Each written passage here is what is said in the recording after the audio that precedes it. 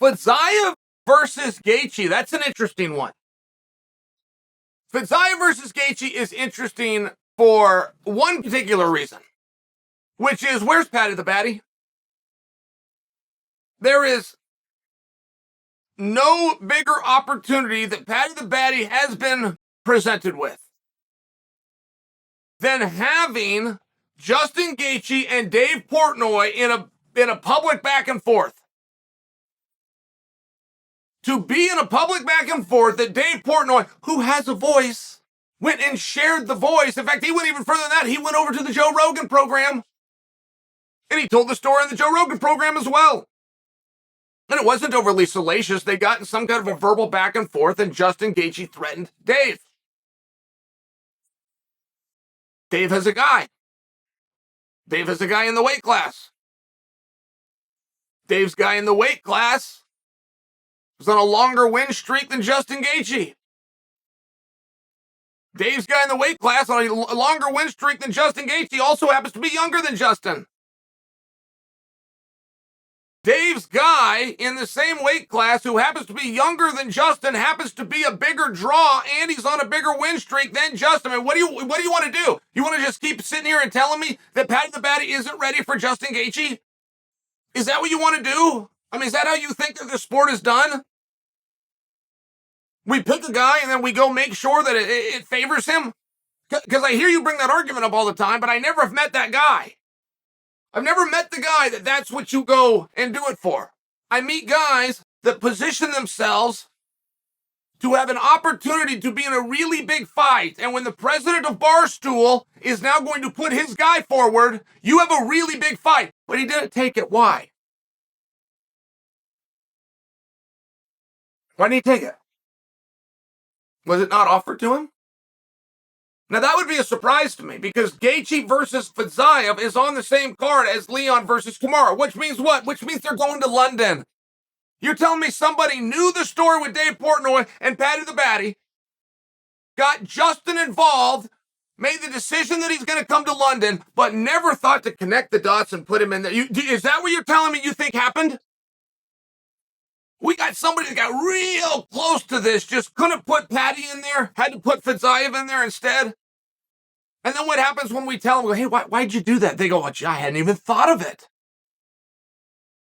Is that what you think?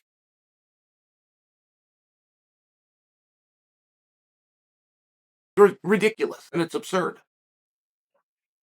Now, some of you smart marks are already correcting me, right? You're already getting ready to leave your little comments down there, which is it's been revealed that Paddy is going to have surgery on his foot. I heard the whole thing. But we're not having that conversation. We're talking about, was this offered? Was this planned? Why wasn't it? How do we have all of these pieces together, including the fact that we're going to London? And we don't even hear a discussion. We don't hear a back and forth. Yeah, as a matter of fact, I did agree to fight him, and the doctor told me I'm going to come under the knife. So I kick that can till June, and you bet your ass I'll be there. I mean, this is the way that this is done. This is the way this has always been done. But it is radio silent over there. It is peculiarly quiet. So what do you suppose happened?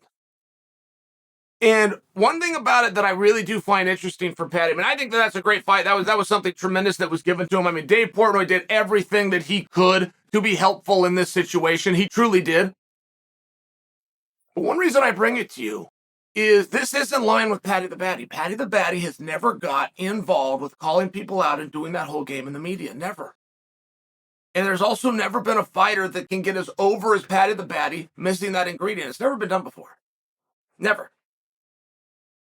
As big of a draw as Brock Lesnar was going to be, obviously going to be on day one, he got his rivalry with Frank Mir.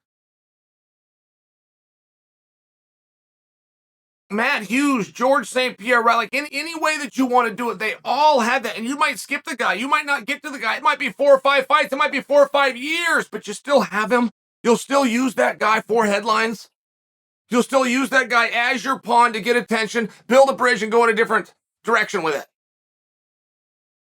But all the guys that are over, that have big fan bases, through the history of time have that in common, except Paddy's never done it.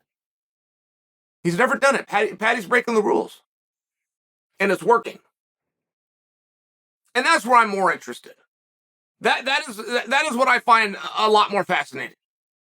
Whether we ever got Paddy and Justin in there or we didn't. The fact that would have been discussed, that would have been offered, I can't do it. My foot hurts. Hey, Justin, why don't you go ahead? Come on over, introduce yourself to this audience. Maybe I'll be in the ring. We can build this up a little bit when my foot's probably like, there's still things that you would do. There's a history of the sport and a way that this game would be played, particularly if you've got the easy out, which is an injury, but none of those were used. So maybe you didn't have it. Maybe all that detective work I just laid out for you right there isn't all spot on. Maybe there is a couple of holes in it. Maybe people aren't interested in putting Paddy the Baddy versus Justin Gaethje. And if all the things that I said are true, if Paddy is breaking the rules but getting over anyway, if Paddy can fight a lesser opponent but sell just as many tickets, why would you put him in there? We're the top guy. A lot of questions, and we don't have a lot of answers. But I feel like when it comes to Paddy the Baddy, we never have the answers.